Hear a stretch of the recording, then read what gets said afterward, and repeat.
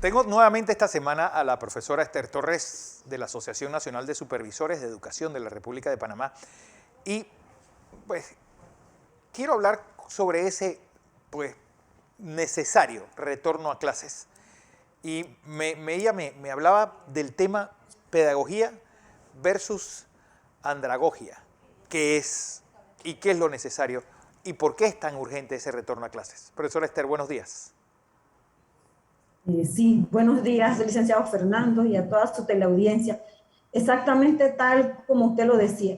Para nosotros, pues como profesionales de la educación, es importante hacer docencia a todos nuestros docentes, a todos nuestros directivos, a todos nuestros padres de familia y a nuestros estudiantes. A nosotros nos preocupa pues, la situación que está ocurriendo con la interrupción de un sistema educativo formal, un sistema educativo correcto.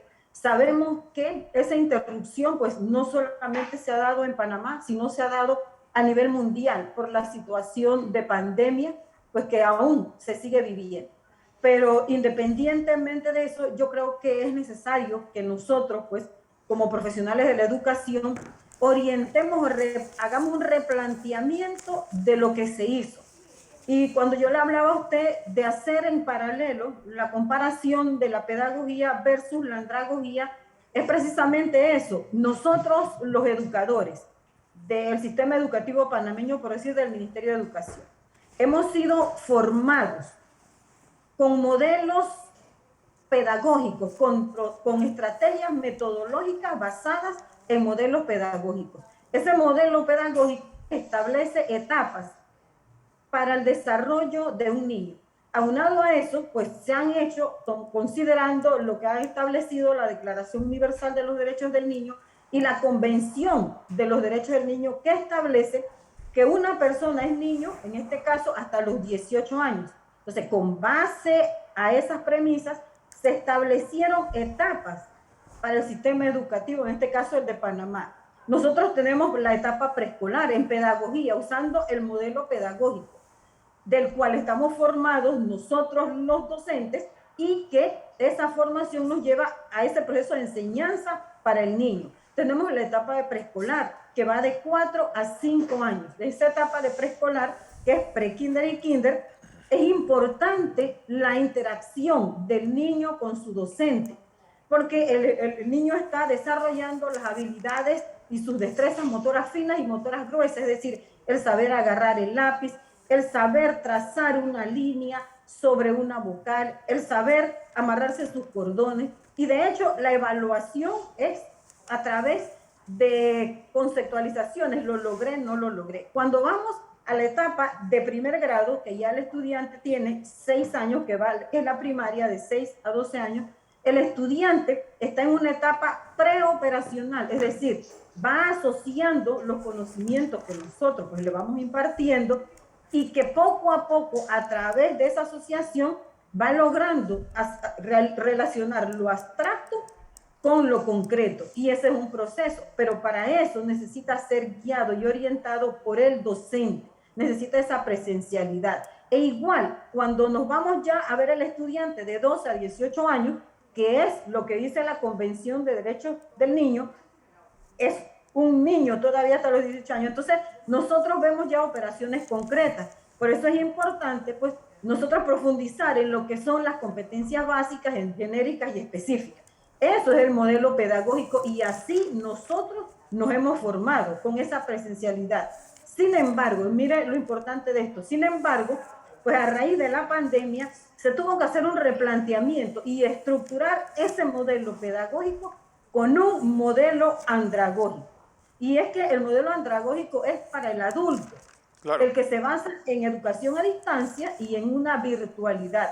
Pero mire, ese adulto como tal ya tiene un cúmulo de experiencias previas, es decir, experiencias, ya tiene una historia de vida. Ese adulto sabe las necesidades que tiene, qué es lo que desea estudiar, cómo lo va a hacer y además participa en esos procesos educativos. De hecho, pues la andragogía establece esa línea de horizontalidad y de participación. Es decir, Pero hay algo, profesora, que yo creo que es importante que sepamos. Es decir, ¿Qué tan nocivo va a ser a largo plazo que un niño a los 7 años no sepa leer o no lea bien, que a los 9 años no sepa hacer todas las operaciones básicas?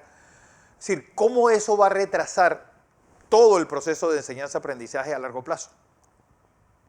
Mire usted tan nocivo que es que ese estudiante no tiene una guía, al no estar presencial, que es el modelo pedagógico para el cual nos hemos formado, sí, y en el cual están estructurados tanto los planes de estudio como los textos. Al estudiar solo no tiene esa capacidad del adulto. Es decir, hemos tenido que asumir un modelo pedagógico andragógico, sí, por la necesidad, pero ya es necesario que nosotros volvamos al modelo pedagógico, porque aparte de esto, pues las evaluaciones, es decir, el proceso de evaluación, hay técnicas, hay una cantidad de estrategias metodológicas para enseñar a un niño que va desde los 4 hasta los 18 años. No son las mismas que las técnicas para el andragógico. El problema está en que esto nos ha dejado ciertos baches, como por ejemplo, al docente no estar formado en el modelo andragógico, él ha seguido evaluando y enseñando como si estuviese de manera presencial, claro, con un modelo pedagógico. Entonces, esto nos ha traído como consecuencia una gran cantidad de estudiantes reprobados, porque estamos enseñando igual como si usted estuviera presencial. Pero no solamente estudiantes reprobados, porque terminado el año anterior, yo hablé con el director del IFARU y me decía, hay una cantidad excesiva de personas que van a recibir becas porque los profesores empezaron a regalar los 4,5 para arriba como caramelos. Es decir, una evaluación que se dio pues al buen tuntum, y el gran problema es, pues, esto creó una especie de espejismo que a la larga los resultados y la realidad van cada vez más distintos. Es que de eso se trata.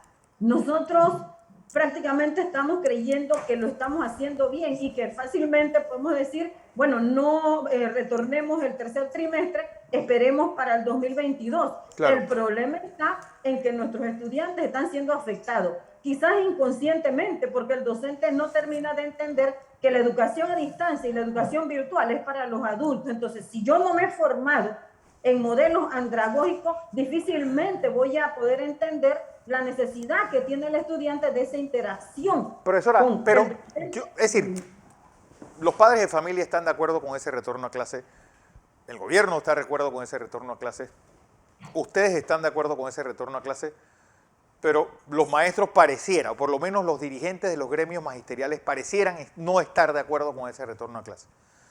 Es decir, ¿usted cree que las condiciones están dadas para que vuelvan los muchachos a la escuela?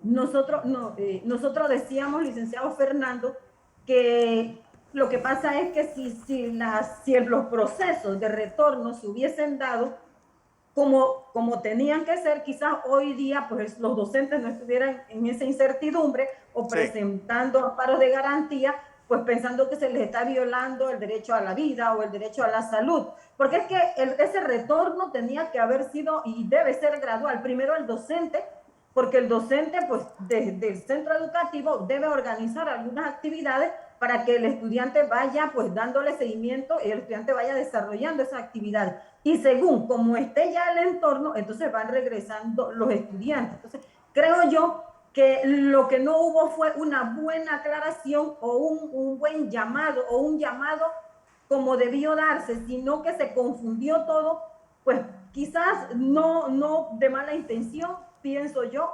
que al ver pues la presión que hay sobre los organismos internacionales, recuerde que prácticamente Panamá es uno de los países que más tiempo ha tenido los centros educativos cerrados. Entonces, al encontrarnos nosotros en esta situación, pues lógicamente sí va a emitir esa circular y que no está mal, es que está bien, porque nosotros, le digo, llevamos año y medio realizando un proceso de enseñanza-aprendizaje para un niño y que de verdad lo estamos haciendo como si fuese un adulto. Entonces aquí el más perjudicado es el estudiante, es decir, toda la sociedad panameña, el docente, el Ministerio de Educación, el padre de familia, tiene que considerar la misma sociedad en sí que le estamos haciendo daño al niño, lo estamos enmarcando en un modelo andragógico donde el adulto decide cuándo aprendo, qué necesito aprender, pero que el niño no tiene esa capacidad. Imagínense que estamos formando a un niño y ese niño solo, con una guía que le estamos dando, con un WhatsApp, si yo siempre he dicho,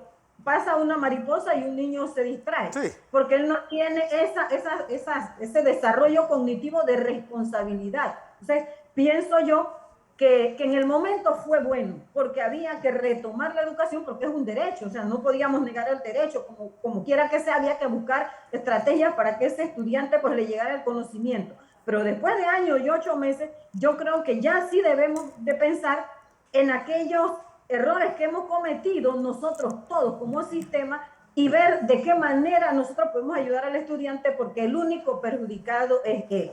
Y le digo algo más, licenciado. Cuando nosotros nos vamos a la Constitución, el Estado debe proteger al menor, lo dice el Código de la Familia y lo dicen todas las convenciones de los derechos del niño. Si nosotros protegemos al menor, por eso el Estado garantiza la educación. Y de hecho, cuando hay situaciones donde un padre no cumple con ese proceso de enseñanza, nosotros tenemos todo, y lo dice la norma, denunciar.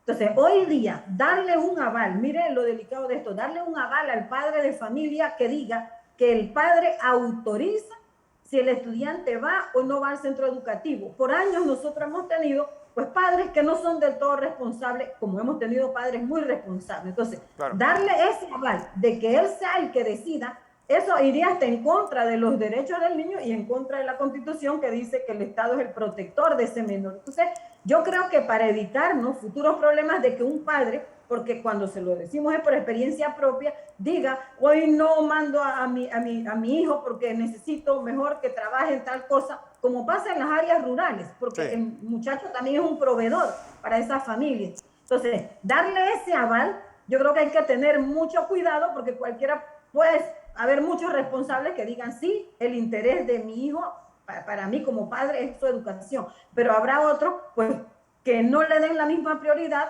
y eso sume más en la deserción escolar. Entonces, pienso yo, pues un juicio muy personal, que debemos replantearnos ese retorno y que ya pues el único perjudicado ha sido el estudiante, porque nosotros pues hemos seguido trabajando igual